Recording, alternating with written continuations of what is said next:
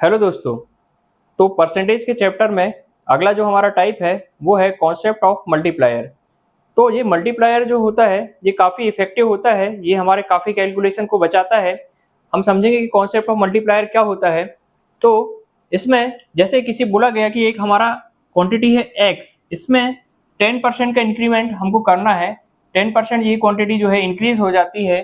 तो इसमें यदि हम 10% इसको इंक्रीज कर दें तो 10% का मतलब क्या होता है, परसेंट का मतलब होता है, परसेंट की जगह पे हम क्या कर सकते हैं, यहाँ पर 100 रख सकते हैं। तो ये x का 10% जो है वो इंक्रीज हो गया, तो ओरिजिनल क्वांटिटी प्लस जो बढ़ी हुई क्वांटिटी है, तो ये टोटल क्वांटिटी कितनी हो जाएगी, टोटल क्वांटिटी हो जाएगी हमारी, यहाँ पे हम एलसीएम लेंगे 100, ये 100 एलसीएम लेंगे तो ये हो जाएगा आपका 100x प्लस 10x, तो टोटल ये हो जाएगा हमारा 110x अपॉन 100 और ये हो जाएगा 1.1x। तो यहाँ पर हमको ये समझना है कि टोटल क्वांटिटी जो कि बढ़ने के बाद में ओरिजिनल क्वांटिटी और प्लस बढ़ी हुई क्वांटिटी जो है, टोटल जो क्वांटिटी है, तो उसमें जो फैक्टर आ रहा है 1.1 वो कहलाता है हमारा मल्टीप्लायर। तो यदि बोला जाए कि 10% इंक्रीमेंट हो रहा है तो हम लिख सकते हैं कि अब बढ़ी हुई क्वांटिटी जो है, बढ़ी हुई क्वांटिटी जो है वो 1.1x हो जाएगी, 1.1x हो जाएगी। तो 10% इंक्रीमेंट या 1.1x ये दोनों जो है एक ही चीज़ है। तो जैसे अपन को बोला जाए कि 20% इंक्रीमेंट हो रहा है तो ये हो जाएगा 1.2। यदि 20% इंक्रीमेंट होगा तो इसको क्या बोलेंगे, 1.2।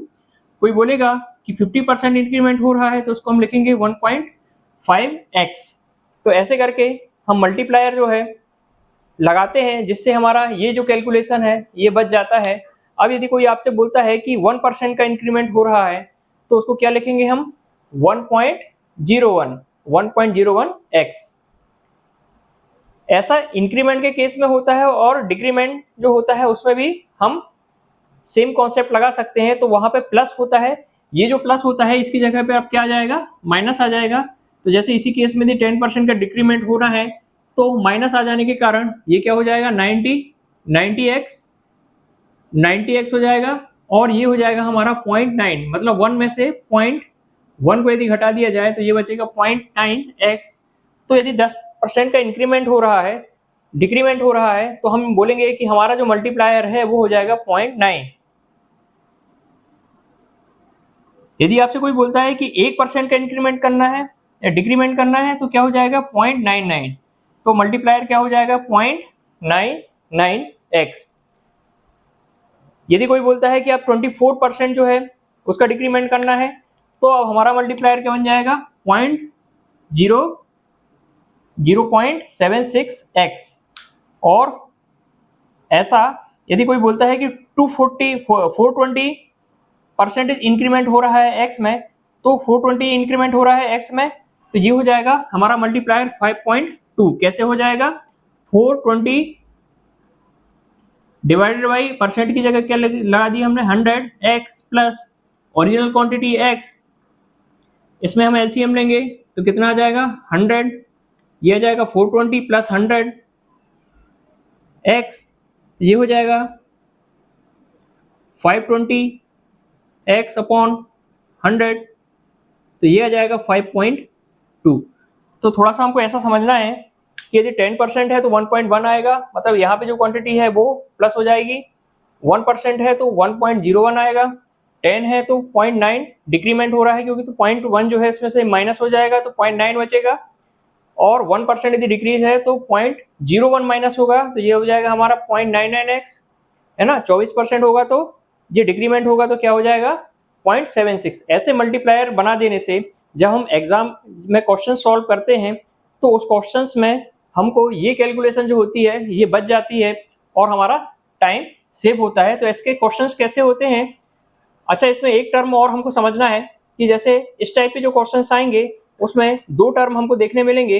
एक होता है सक्सेसिव इंक्रीमेंट। सक्सेसिव इंक्रीमेंट का मतलब क्या होता है कि जैसे आपके पास 100 रुपये थे, 100 रुपये में यदि आपका 10% इंक्रीमेंट हुआ तो टोटल अमाउंट आपके पास अब कितना हो जाएगा, तो इसमें मल्टीप्लायर यदि हम लगाएंगे 100 में 1.1 का, तो 1.1 से जब मल्टीप्लाई करेंगे तो कितना हो जाएगा ये हमारा 110 रुपये। तो 10% इंक्रीमेंट यदि हम करेंगे 100 रुपये में तो वो क्वांटिटी बन जाएगी 110 रुपये, ठीक है। और अगेन यदि हम 10% इंक्रीमेंट करेंगे तो अब इंक्रीमेंट जो होगा वो बढ़ी हुई क्वांटिटी में होगा, मतलब इस वाली क्वांटिटी में होगा। तो इस वाली क्वांटिटी में हम अगेन 10% इंक्रीमेंट करेंगे, तो अब जो हमारा होगा वो मल्टीप्लाई करने के बाद में तो वो 1.21 हो जाएगा। मतलब इस केस में टोटल जो इंक्रीमेंट हुआ वो 21% हुआ, है ना, 21% हुआ। तो ये कहलाता सक्सेसिव। सक्सेसिव का मतलब ये होता है कि जो क्वांटिटी बढ़ी हुई है अगेन इसी में इंक्रीमेंट होगा। अब यदि आपको बोला जाता है क्यूमुलेटिव इंक्रीमेंट का मतलब क्या होता है कि आपके पास में 100 रुपये हैं और 2 बार 10% का इंक्रीमेंट हुआ, तो टोटल जो इंक्रीमेंट है वो 20% का होगा। तो इस केस में 100 में 20% का इंक्रीमेंट करने पर जो 120 आते हैं, तो हमारे पास जो ओवरऑल इंक्रीमेंट होगा वो 20% का होगा। जबकि पिछले वाले केस में कितने परसेंट का हो रहा था, 21% का हो रहा था, 21% का हो रहा था। तो यहाँ पर 21% है, यहाँ 20% है। तो इन दोनों का डिफरेंस क्या होता है कि इसमें ज़्यादा इंक्रीमेंट होता है और इसमें कम इंक्रीमेंट होता है। तो ये कहलाता है सक्सेसिव इंक्रीमेंट और ये कहलाता है क्यूमुलेटिव इंक्रीमेंट। यदि क्वेश्चन में आपको ना दिया जाए कि क्यूमुलेटिव टाइप है या सक्सेसिव टाइप है, तब उसको बाय डिफॉल्ट आप सक्सेसिव इंक्रीमेंट ही मानकर चलेंगे। ऐसे जैसे सक्सेसिव इंक्रीमेंट होता है तो एक टर्म हमारे कुछ क्वेश्चंस में सक्सेसिव डिस्काउंट भी होता है, जो कि हम प्रॉफिट लॉस वाले चैप्टर में भी अलग से पढ़ेंगे। तो अभी सक्सेसिव डिस्काउंट को बस समझ लेते हैं कि यदि बोला जाता है कि यदि एक हमारे पास आइटम है जिसकी प्राइस x है, तो उसमें यदि 60% का डिस्काउंट दिया जा रहा है और प्लस 40% का डिस्काउंट दिया जा रहा है, तो ओवरऑल कितने परसेंट का डिस्काउंट होगा। तो यहाँ पर 40% और 60% मिला के 100% नहीं होगा। यदि ये क्यूमुलेटिव का केस होता तो ये 40 और 60 मिलके 100 बन जाते, लेकिन डिस्काउंट केस में हमेशा जो होता है वो सक्सेसिव डिस्काउंट ही होता है। तो पहले उस क्वांटिटी पर हमको 60% डिस्काउंट मिला और अगेन उस डिस्काउंट के बाद में जो बची हुई अमाउंट है उसमें हमको 40% का डिस्काउंट मिला। तो इस लाइन का मतलब क्या होगा, पहले 60% डिस्काउंट दिया जाएगा और जो बची हुई क्वांटिटी है, अब जो हमारे पास बची हुई क्वांटिटी है उसमें 40% का डिस्काउंट दिया जाएगा। तो यहाँ पर जो 60% का जब डिस्काउंट देते हैं तो हमारे पास जो बची हुई क्वांटिटी है तो वो बचता है केवल 40%। तो ये हो जाएगा 1 माइनस 0.6। तो इसका मल्टीप्लायर क्या बनेगा हमारा 0.6। तो 1 माइनस 0.6 तो मतलब ये जाएगा 0.4। तो रियल क्वांटिटी कितनी बची हमारे पास में 0.4। आफ्टर डिस्काउंट जो हमारे पास राशि बची वो बची 0.4x, है ना। 0.4x में अगेन डिस्काउंट जो है कितने का होगा, 0.6 का होगा। क्यों, क्योंकि 40% डिस्काउंट दे रहे हैं। तो डिस्काउंट दे रहे हैं तो ये क्या हो जाएगा 1 माइनस 0.4। तो ये बची हुई जो क्वांटिटी है वो बचेगी 0.6 भाग जो इसका बचेगा। तो इन दोनों का जब मल्टीप्लाई करेंगे तो बचा हुआ भाग कितना होगा 0.24। तो ये 24 जो है x बचा। तो हमारे पास यहाँ पर 1x था और बाद में जो बचा कितना बचा 0.24x बचा। तो टोटल डिस्काउंट कितना हो गया, तो इसको अगेन फिर 1 से माइनस करना पड़ेगा। तो ये हो जाएगा 1 माइनस 0.24 तो मतलब 0.76। तो टोटल डिस्काउंट जो होगा वो कितना हो जाएगा 76%। तो यहाँ पर एक्चुअली हुआ क्या, आप समझिएगा कि यहाँ पर माना कि एक x क्वांटिटी थी और डिस्काउंट कितना मिला हमको 1 माइनस माना कि 10% का मिला। तो ये जो पहला डिस्काउंट है ना, तो इसको यहाँ पे माइनस करेंगे। तो जैसे मान लो कि यहाँ पे 40% का पहले 6 है तो यहाँ पे हो जाएगा j और फिर ये हो जाएगा 1 माइनस 0.4, ठीक है। और टोटल जो क्वांटिटी आएगी उसको अगेन फिर 1 से माइनस करना पड़ेगा। आपको जो भी क्वांटिटी आएगी उसको अगेन फिर से 1 से माइनस करना पड़ेगा, तब जाके जो है टोटल डिस्काउंट यहाँ पर हमको मिलेगा। इस सक्सेसिव डिस्काउंट का एक और फॉर्मूला होता है, तो उसमें बोला जाता है कि जैसे कि जो डिस्काउंट है, जैसे 40% discount plus 60% discount minus 40 into 60 divided by 100। तो ये भी जो होता है डिस्काउंट को निकालने का एक तरीका एक और है, जिससे ये सक्सेसिव डिस्काउंट जो है डायरेक्ट इस फॉर्मूले से निकल जाता है, ठीक है। अब जो है थोड़े से कुछ कॉन्सेप्ट्स और समझेंगे हम इसी मल्टीप्लायर से संबंधित। तो देखेंगे हम कि एक टीवी है, टीवी का सेट है, उसकी जो प्राइस है उसमें पहले 10% का इंक्रीमेंट किया जाता है और फिर कुछ समय बाद उसमें 10% का डिक्रीमेंट किया जाता है, फिर कुछ समय के बाद में उसमें 20% का इंक्रीमेंट किया जाता है। तो टोटल जो प्राइस है अब वो कितनी बचेगी? तो माना कि हमारी जो रियल जो प्राइस थी वो कितनी थी, एक्स थी, ठीक है। अब इसमें जब 10% का डिक्रीमेंट किया गया तो बची हुई क्वांटिटी कितनी होगी, 0.9।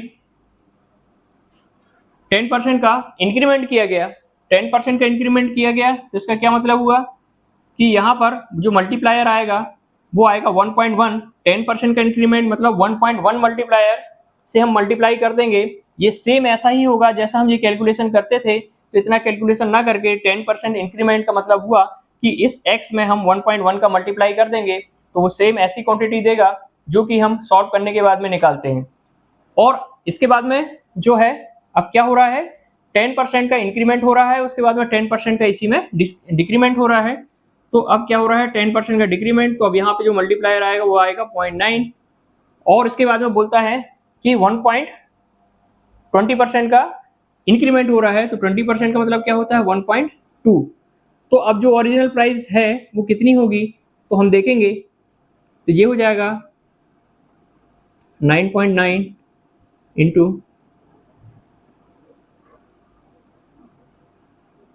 इसको सॉल्व कर लेंगे।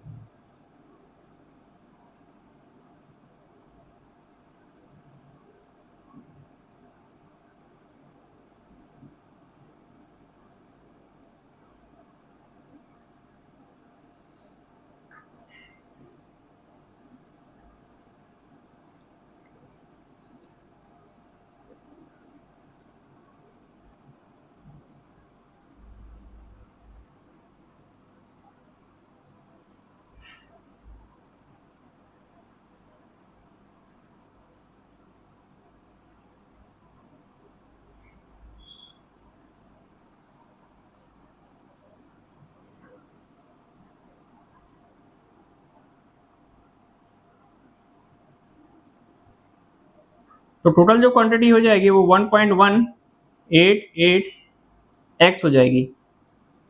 तो इसका ये मतलब हुआ कि जो ओरिजिनल क्वांटिटी थी वो थी x और अब बढ़ी हुई क्वांटिटी कितनी हो जाएगी 18.8% जो है इतना x में क्या हो गया, इंक्रीज हो गई उसकी प्राइस।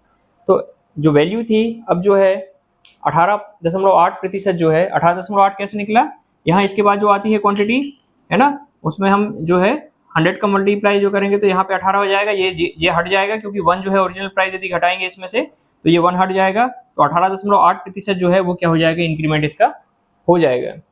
ठीक है, तो ऐसे जो है हम इसको निकालते हैं। अब हम देखेंगे कि जैसे कि एक दूसरे टाइप का क्वेश्चन ऐसे आता है, एक कॉन्सेप्ट ही है कि जैसे कि एक क्वांटिटी है हमारी m जो है वो दो वेरिएबल से मिलके बना है x प्लस y, ठीक है। और एक जो हमारा टर्म है n वो दो वेरिएबल से मिलके बना है x इंटू वाई, अब बोला जाता है कि x में भी 10% का इंक्रीमेंट किया जाता है और y में भी 10% का इंक्रीमेंट किया जाता है, तो टोटल जो क्वांटिटी है उसमें कितना इंक्रीमेंट हो जाएगा। तो यहाँ पर x में भी 10% का इंक्रीमेंट किया जाता है और y में जो है 10% का इंक्रीमेंट किया जाए तो टोटल जो क्वांटिटी है वो कितनी बढ़ जाएगी। तो देखिए m को हम मान लेते हैं m डैश, x में यदि 10% बढ़ेगा तो ये क्या हो जाएगा 1.1 ऑफ x, y में बढ़ेगा तो क्या हो जाएगा 1.1 ऑफ y, क्योंकि यही मल्टीप्लायर का कॉन्सेप्ट है। 10% का मतलब हम मल्टीप्लायर जो है वो क्या लेंगे 1.1 लेंगे और y में मल्टीप्लायर क्या लेंगे 1.1 y। तो यहाँ से जो है 1.1 कॉमन निकल आएगा और यहाँ क्या बचेगा x प्लस वाई, तो m डैश जो होगा वो 1.1 ऑफ m होगा। m क्या है यहाँ पर x प्लस वाई, तो एक मतलब 10% ही क्या होगा m का इंक्रीमेंट होगा। तो कोई प्लस वाली क्वांटिटी यदि है, कोई प्लस की क्वांटिटी है और उसमें एक जैसा इंक्रीमेंट हो रहा है 10% और 10%, तो ओवरऑल क्वांटिटी भी 10% ही इंक्रीज हो जाएगी, है ना। कभी कोई क्वांटिटी यदि एडिटिव है ना, एडिशन में है और उसका एवरी वेरिएबल जो है वो 10% इंक्रीज हो रहा है, तो ओवरऑल क्वांटिटी भी क्या होगी 10% इंक्रीज हो जाएगी। अब n में यदि इसमें मल्टीप्लाई वाले में हम मानते हैं n डैश, ठीक है, और यहाँ पर क्या है 1.1 x गुणा 1.1 y, तो ये हो जाएगा आपका 1.21 एक्स वाई n डैश बराबर क्या हो जाएगा 1.21 ऑफ एक्स वाई। तो यहाँ पर जो इंक्रीमेंट हुआ वो ज़्यादा हुआ, क्यों, इसके मल्टीप्लाई के बराबर हुआ, क्योंकि मल्टीप्लाई में है तो यहाँ पर जो है क्वांटिटी का मल्टीप्लाई हो जाएगा, ठीक है।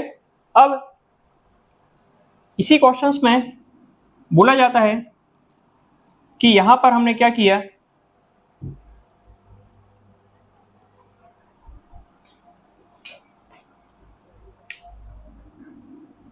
कि एक वेरिएबल यहाँ पर ऐड कर दिया, एक कांस्टेंट को ऐड कर दिया। यहाँ पे माना कि 3 को ऐड कर दिया और यहाँ पे 2 को ऐड कर दिया, यहाँ भी 3 को ऐड कर दिया और यहाँ पे 2 को ऐड कर दिया, ठीक है। तो अब क्या चेंजेस आएंगे, जबकि x में 10% का इंक्रीमेंट हो रहा है और y में 10% का इंक्रीमेंट हो रहा है। तो अब देखिए m डैश अब इस केस में क्या हो जाएगा, m डैश हो जाएगा तो ये हो जाएगा 1.1 into 3x plus 1.1 into 2y, ऐसा हो जाएगा, है ना। अब इसमें 1.1 को कॉमन निकाल लेंगे हम, तो ये आ जाएगा 3x प्लस 2y।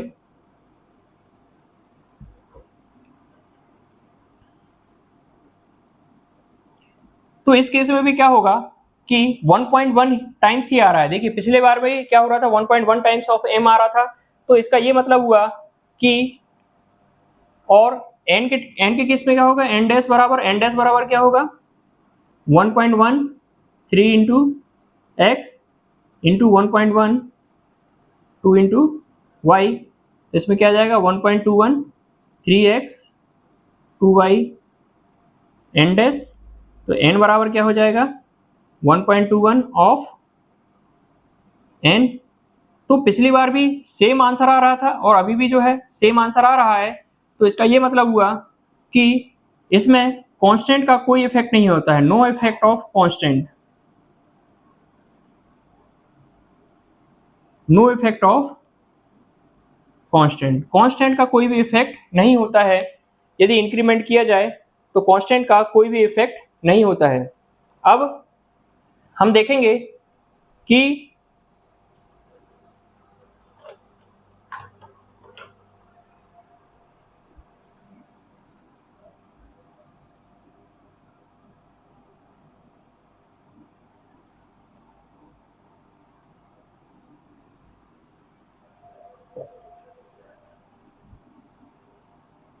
अब हम देखेंगे कि x में 10% का इंक्रीमेंट हो रहा है जबकि y में 10% का डिक्रीमेंट हो रहा है, तो उस केस में क्या होगा, इस केस में क्या होगा देखिए आप, m बराबर क्या हो जाएगा 1.1 ऑफ 3x प्लस ये इसकी जगह क्या जाएगा 0.9 ऑफ 2y। तो क्या अब यहाँ से कॉमन निकल पाएगा, जैसे 1.1 जो है कॉमन निकल रहा था पिछली बार, अब जो है यहाँ पर कोई भी चीज़ कॉमन नहीं आएगी। तो इस केस में जो है हम नहीं बता सकते कि पहली वाली क्वांटिटी से ये जो क्वांटिटी है कितना इंक्रीमेंट हुई। तो इस केस में यदि एक बढ़ रहा है और एक घट रहा है, कुल मिलाकर इसमें जो मल्टीप्लायर है वो एक जैसे नहीं है, तो इसमें से कॉमन नहीं निकलेगा और उस केस में हम कंपैरिजन नहीं कर पाएंगे कि जो नया m डैश है वो m से कितने टाइम्स बढ़ा हुआ है, ठीक है। तो इसमें हम कोई कंपैरिजन नहीं कर पाएंगे m डैश का और m का हम कंपैरिजन नहीं कर पाएंगे कि वो किस जो है मल्टीप्लायर के द्वारा क्या इफेक्ट उसका पड़ रहा है। अभी एन डैश हम निकालेंगे तो एन डैश के केस में क्या होगा, यहाँ पर 1.1 of 3x into 0.9 of 2y, तो इसमें क्या हो जाएगा,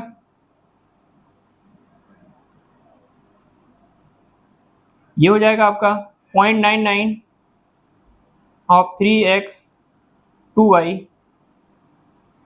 तो उस केस में क्या हो जाएगा 0.99 टाइम्स ऑफ n। तो पुरानी वाली क्वांटिटी से ये कितना हो गया, 0.99 टाइम्स हो गया।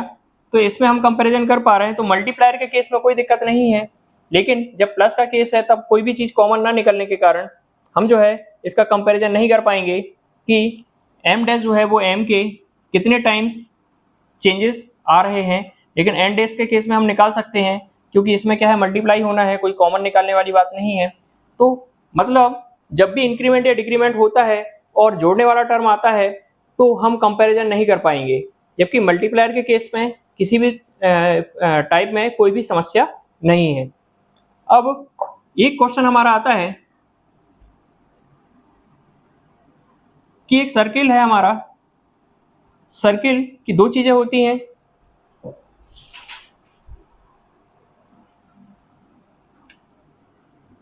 सर्किल होता है हमारा, इसका सर्क्यूमफेरेंस जो होता है वो होता है 2 पाई r, और एरिया जो होता है वो होता है पाई r स्क्वायर। तो यहाँ पर 2 पाई का कोई इफेक्ट नहीं होगा और पाई का भी कोई इफेक्ट नहीं होगा। क्यों नहीं होगा? क्योंकि हमने अभी देखा है कि जो कांस्टेंट होता है उसका इस पर कोई भी इफेक्ट नहीं होता है। अब देखें, यदि बोला जाए कि रेडियस जो है उसमें 10% का इंक्रीमेंट होता है तो उसके सर्क्यूमफेरेंस में कितना इंक्रीमेंट होगा और एरिया जो है उसमें कितना इंक्रीमेंट होगा। तो देखिए सर्क्यूमफेरेंस जो होगा सी डैश, अब क्या हो जाएगा 2 पाई 1.1 ऑफ r, तो सी डैश बराबर क्या आ जाएगा 1.1 ऑफ c, मतलब उसका जो सर्क्यूमफेरेंस है उसमें भी 10% का इंक्रीमेंट हो जाएगा। अब देखिए इसके केस में क्या होगा, एरिया ए डैश बराबर क्या लिखेंगे हम, पाई आर स्क्वायर, मतलब क्या हो जाएगा यहाँ पर 1.1 का आर का होल स्क्वायर, तो ये आ जाएगा पाई आर स्क्वायर और 1.21, तो ए डैश बराबर जो हो जाएगा वो हो जाएगा 1.21 टाइम्स ऑफ ए। तो इस केस में क्या हो जाएगा, मल्टीप्लाई जैसा हो जाएगा यहाँ पे, क्योंकि आर स्क्वायर है तो दो बार मल्टीप्लाई होगा तो वो 1.21 के जैसा हो जाएगा ये।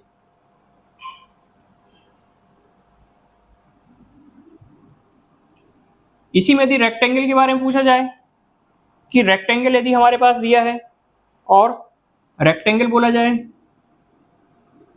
रेक्टेंगल में हमने माना कि इसकी लेंथ जो है L है, उसकी जो चौड़ाई है वो B है, तो इसका जो सर्क्यूमफेरेंस होता है, परिमाप जो होता है वो होता है 2L प्लस B, और एरिया जो होता है वो होता है L इंटू B। ठीक है। अब यदि बोला जाए कि इसकी लंबाई में 10% का इंक्रीमेंट किया जाता है और चौड़ाई जो है उसमें भी 10% का इंक्रीमेंट किया जाता है, तो बताइए कि ओवरऑल सर्क्यूमफेरेंस या एरिया में क्या चेंजेस आएंगे। तो सर्क्यूमफेरेंस जो होगा वो क्या हो जाएगा, 10% लगाने पर ये हो जाएगा 1.1 of L plus 1.1 of B, तो ये आ जाएगा 1.1 ऑफ 2L प्लस B ऐसा, तो ये आ जाएगा 1.1 ऑफ C। तो इसमें कितना इंक्रीमेंट हो जाएगा, 10% का इंक्रीमेंट हो जाएगा। जबकि एरिया जो है, एरिया कितना हो जाएगा 1.1 of L into 1.1 of B, तो ये आएगा 1.21 और ये हो जाएगा एरिया। तो यहाँ एरिया जो होगा वो 1.21 टाइम्स हो जाएगा पुराने एरिया का। लेकिन इस केस में भी यदि यहाँ पर इंक्रीमेंट ना होगा डिक्रीमेंट होगा तो इस केस में हम सी डैश नहीं निकाल पाएंगे, क्योंकि कोई भी चीज़ कॉमन नहीं निकलेगी इसमें से। यहाँ पे 0.9 आ जाएगा और यहाँ 1.1, तो कोई भी चीज़ कॉमन ना निकलने के कारण ये इसका हम कंपैरिजन नहीं कर पाएंगे, है ना। वो कुछ ना कुछ कुछ ना कुछ टाइम्स होगा वो, लेकिन हम उसको कैलकुलेट नहीं कर पाएंगे। और जो एरिया है उसको हम कैलकुलेट कर सकते हैं, है ना। यहाँ पर 10% इंक्रीमेंट तो 1.1 और यहाँ पे 0.9 आएगा तो टोटल 0.99 आ जाएगा। तो ऐसे एरिया जो है वो कैलकुलेट हो जाएगा, लेकिन सर्कमफेरेंस जो है उस केस में जो है हम सॉल्व नहीं कर पाएंगे कि वो कितने टाइम्स होगा पुराने वाली वैल्यू के।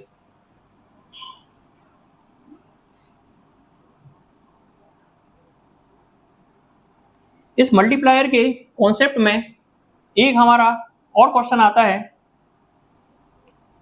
जिसको बोला जाता है question based on population.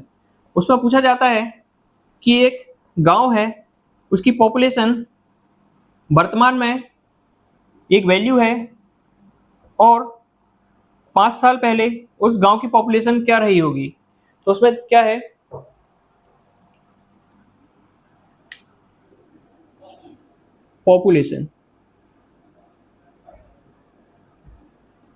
Population based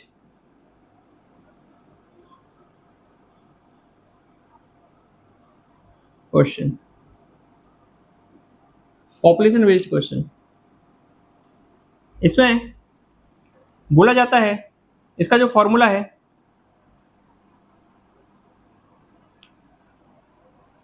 after n years, ठीक है। तो पहले माना जाता है कि पहले जो पॉपुलेशन थी वो p थी और ये समथिंग रेट जो है r फॉर रेट है, एक पर्टिकुलर रेट से बढ़ रही है, तो n टाइम्स जो है n ईयर के बाद में जो है कितनी हो जाएगी, ठीक है। तो यहाँ पर p जो है वो क्या है, पॉपुलेशन है, प्रेजेंट पॉपुलेशन,